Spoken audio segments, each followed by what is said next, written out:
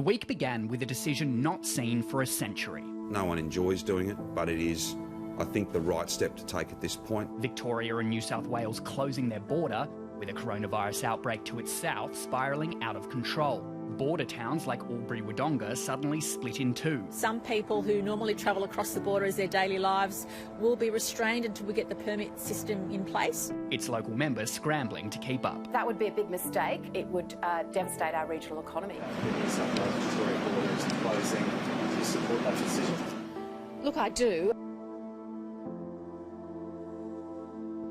The news Melbourne had been fearing. Effective from midnight tomorrow night for a period of 6 weeks. The city placed back in lockdown and back to square one for business owners who'd just emerged from the darkest days of the coronavirus. We should have been stricter, because if we were, I think by now this wouldn't be happening again and we wouldn't have to go through this. And as a business, it was so hard the first time, and recovering has been so difficult and such a long process.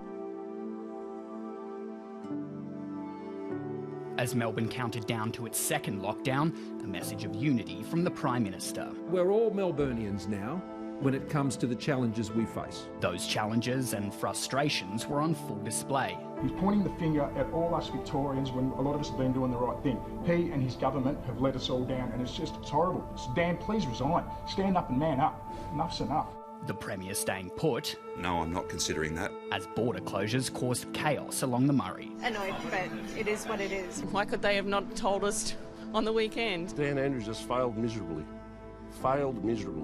And now we are all suffering for his incompetence. Deja vu for a city waking up in lockdown.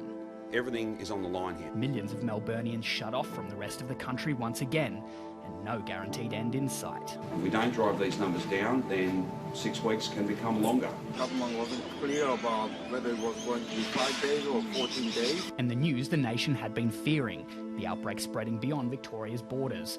The ACT recording its first cases in a month, all linked to Melbourne. A grim reality laid bare on Friday, Victoria recording the worst daily increase of any state since the pandemic began. Yeah, this is a challenging day.